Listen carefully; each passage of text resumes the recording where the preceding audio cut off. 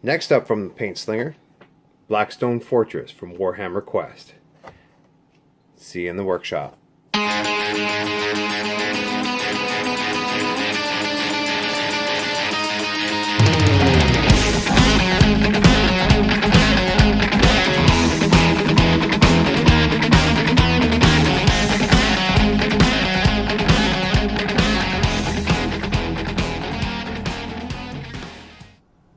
Hi guys, welcome back.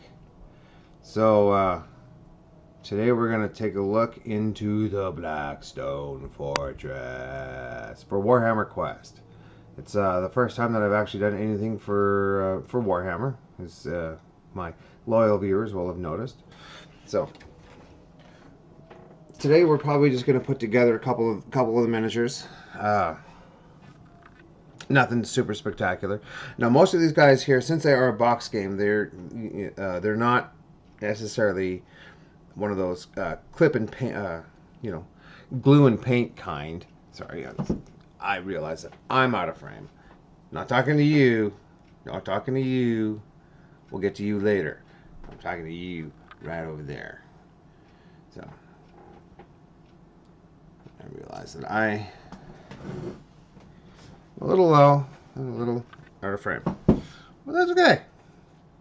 You know why? 'Cause it's awesome sauce. Man, my hair looks like I've been on a 3-day ban. No, that's actually not too bad. Maybe. Alright. Anyway, welcome. So this guy right here, the nice red guys, these are your hero sprues. These are the heroes of the Blackstone Fortress. So these are going to be the players that you're going to use to play the game, obviously. So yeah, I keep looking at you, but I need to look at you. Bad. See, I'm trying a new, here in the studio, we're always trying to make things better for my viewers. Hopefully we can get things there. What if we do something like that? We'll try that. And if that doesn't work, we'll keep adjusting, keep playing. Eventually, we'll find the right angle, and it'll be awesome. See, and the big one right there, right there, thumbs up. Okay. So what we're gonna do is we're just gonna clip out. We're gonna start with the Imperial robot because he looks cool. But what I was saying before is that these guys here are more snap together fellas. So they're not necessarily ones that you have to glue. Oh, that's not the Imperial robot. There he is. I got lost on the sprue, people. It happens. Hey, I paint things. I mean, I like to build things too, but sometimes, just sometimes, I get a little lost on my sprues and I just want to clip all the stuff. So what we're going to do is we're just going to carefully clip most of the parts to start with. And go from there. Now what I like to do is I like to do sub-assemblies. Sub-assemblies, for those of you who don't know, and those of you who do, hands down, we're going to explain it to the people who don't. Sub-assemblies are basically just smaller parts of a model, so you don't necessarily put the whole model together at once and just go. You can. There's nothing stopping you, nothing say you can't. But if you want to get into those little tight spots and you want to get, and you want to make sure that that all of your paint is getting right where it has to be, sub-assemblies are sometimes the way to go. Okay, so he's on a 32 mil base right here, slotted because he has slotted feet. And basically all it is just a case of cleaning your miniature, and we can do that using the Citadel seam scraper. And what that does is it just helps carry away any of the flash that you might have.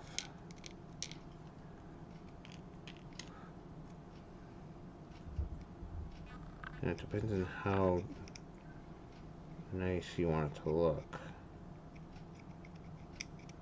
You know, some people out there, yeah, we don't care. We just want to start playing. Well, then clip them out, push them together, and then go for it. Have fun. And some people are super meticulous about it.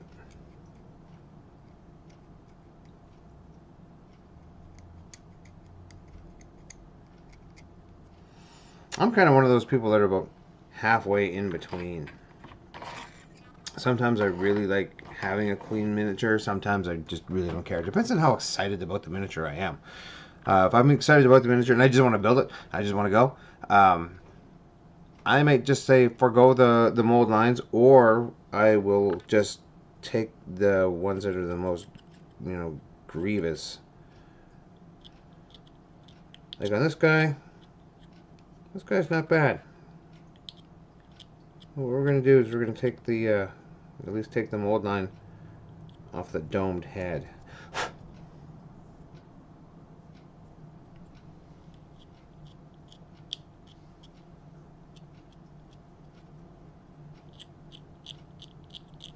So what I've done here is I've actually switched from the line scraper to my Citadel X-Acto knife, and of course you can use any X-Acto knife you want. Doesn't matter the brand, doesn't matter the type. It's all going to do the same job. I just happen to have a very cool Citadel one, and then using the back, you can use the back of the blade, which actually is a lot nicer. It doesn't. There's less potential for gouging. Basically, is what it comes down to.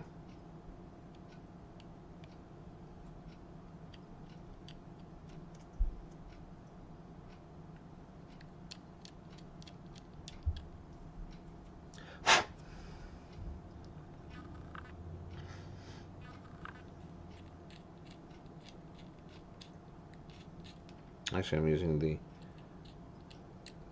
regular blade side. I should stop doing that.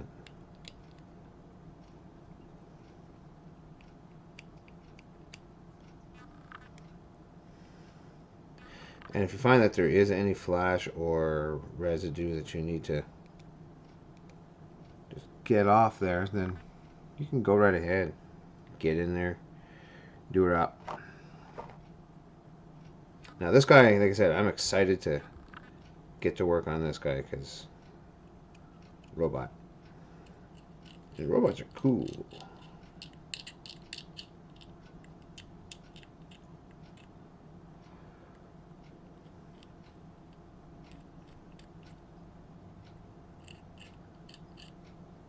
Man, I keep going to that blade side. So you know what? Let's just say use whatever side is comfortable for you. And for me, apparently, the blade side.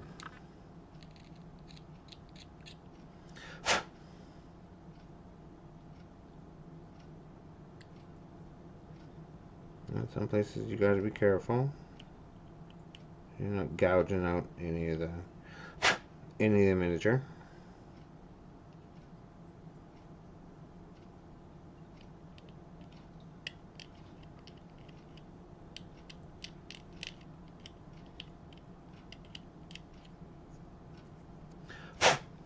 You know, another way that you can go to, if you want to, is you can go with small files. That would have been bad. Let's see if I have any of my small little pins. Oh, there we go. Right there. It's just a flat little, and if you want, you can just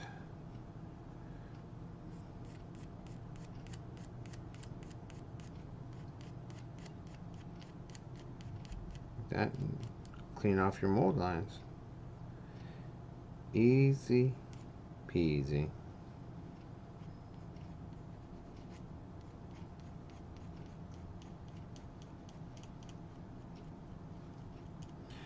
kind of see the white line running kind of right up the middle of the leg there. That's where your mold line is.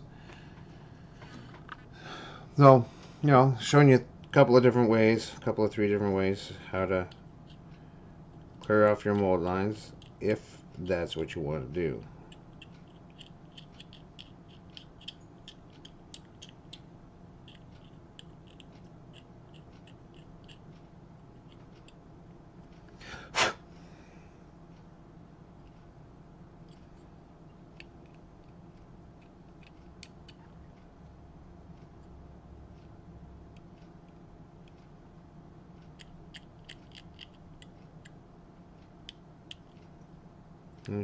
And if you find that you didn't clip close enough, which is, you know, not necessarily a bad thing.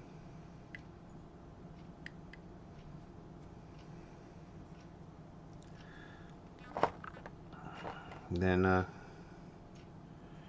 you go in and gently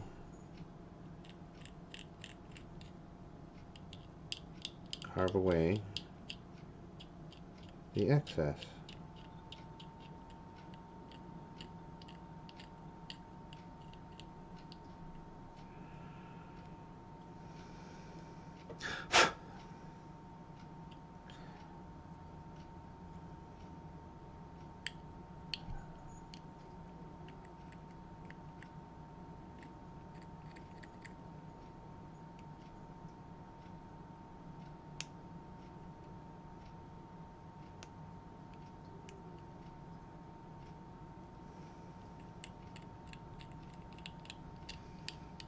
Just like that.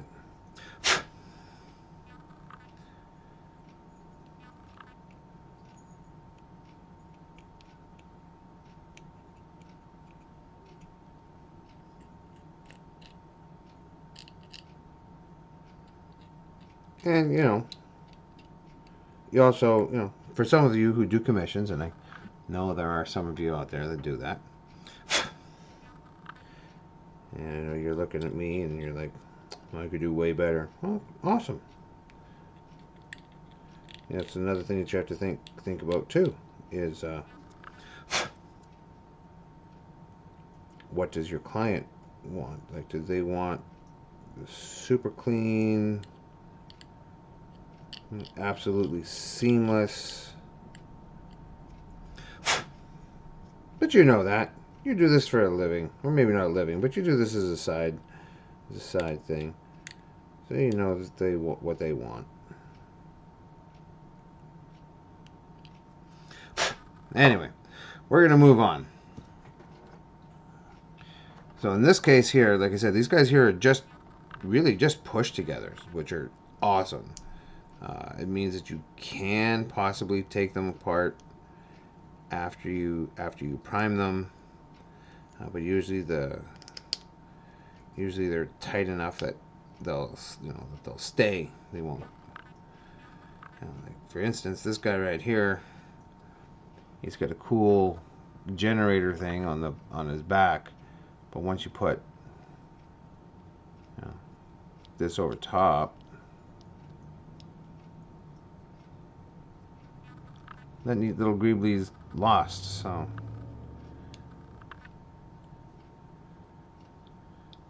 we're gonna stick things together and hopefully we can pull it apart a little later. Oh, there we go. Hey, look, I'm a robot without arms, but that's okay, because the creator will give me arms shortly. And that was not a horrible robot. There's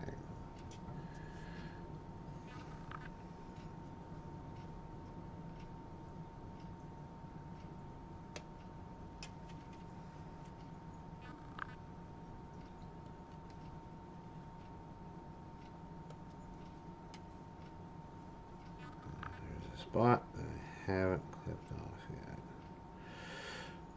Okay. Oh, there we go. There we are. There's one arm.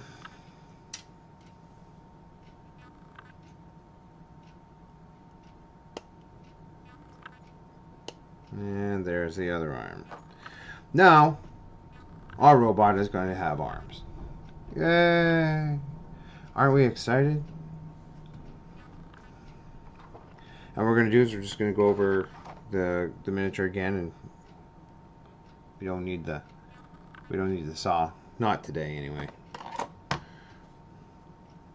Go back to my trusty X-Acto knife.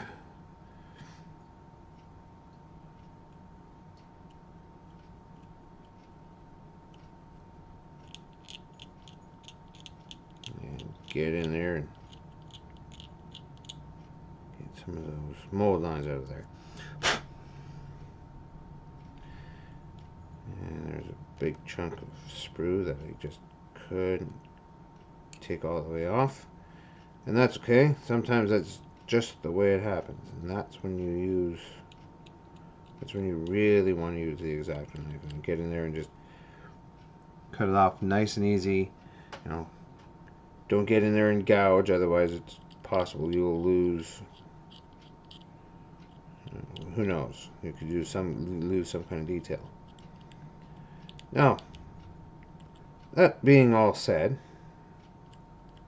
I have to say that these are the first miniatures for GW that I am reviewing, not the first ones I've ever done.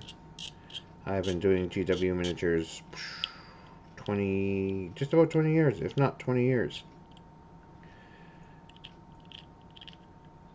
And the level of detail on these guys are just improving like yearly. I got into Warhammer 40,000 during the third edition, I think. So way back in right around 2000. I know that's not way back, but in gaming terms, that's way back. It's 20 years ago, give or take, 19 years ago. And the miniatures then, compared to the miniatures now, are there's almost no comparison. They look fantastic, the ones now.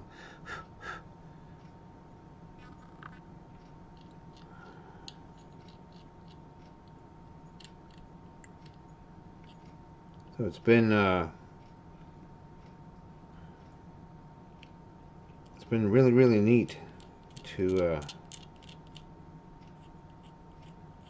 see the evolution of certain miniatures throughout the years. And maybe the next show will I'll actually have like an older version of something and the current version of the same miniature, and you can kind of see the differences between then and now, or at least then being when I got into it, not necessarily then being when they first were produced. But I don't think there's been too much change really between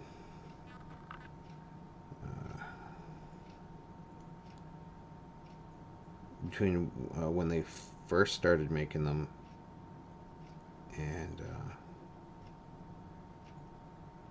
the one that I have, because I have some older pieces.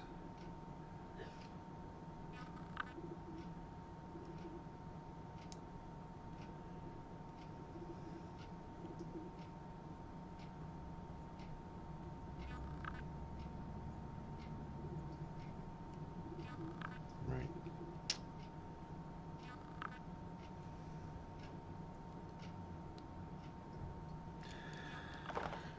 Well, let's see. I can shave that down a little bit.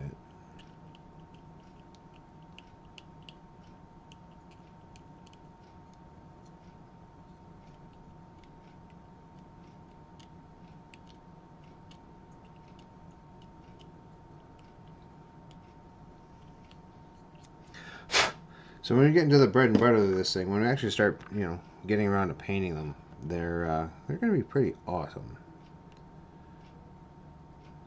Like I've seen some completed set. Oh, there we go.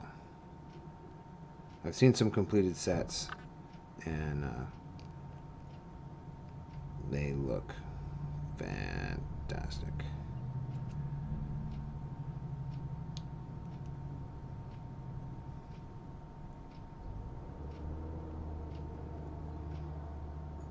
Now, and it's very possible that once we get everything kind of ship shape put together, I'm actually gonna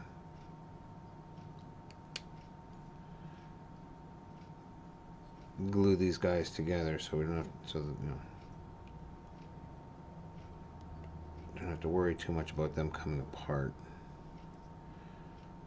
I mean, they shouldn't. It's a pretty tight fit.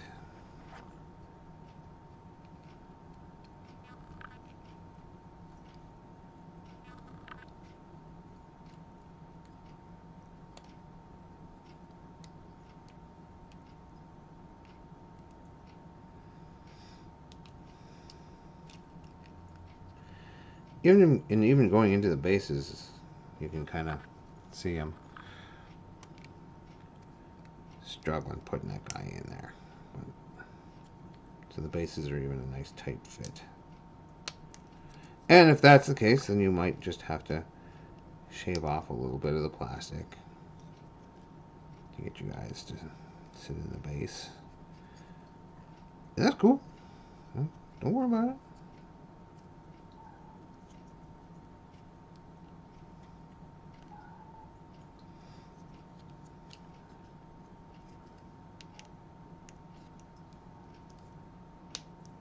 There we go. There we go. So we now have one hero out of how many built? Well, built is a relative term. I mean, like, he's right here, but he's all pushed together. He's not glued. He's not permanent. But he'll do the trick. There he is, right there. Pretty good. Okay, sometimes the camera likes him, sometimes the camera doesn't. And since I've lost my little paper, we're not going to worry too much about it. Oh, there it is. I found my paper. He was hiding. There we go. There he is. Looking all cool and robot-y.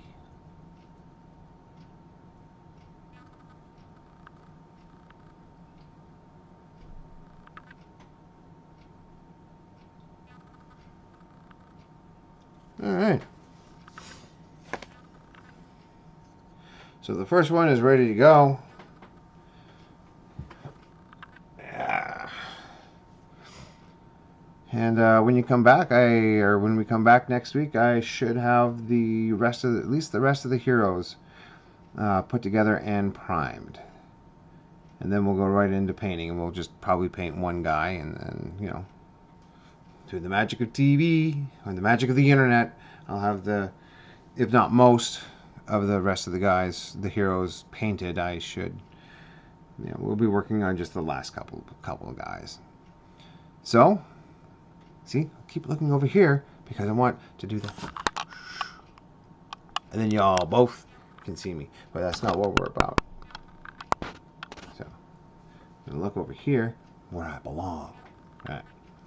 So yes, through the miracle of the internet, we're going to try to have the rest of these guys. See, now we go to the big camera. Right there. We're going to have the rest of these guys built and primed. And then we'll go into painting at least one of the guys, or maybe we'll, do a different version of batch painting. It's kind of the same thing, but it's just not, the same posed warrior 18 times. Who knows? So until then, paint safe and have a great day. And we'll see you next time in the workshop.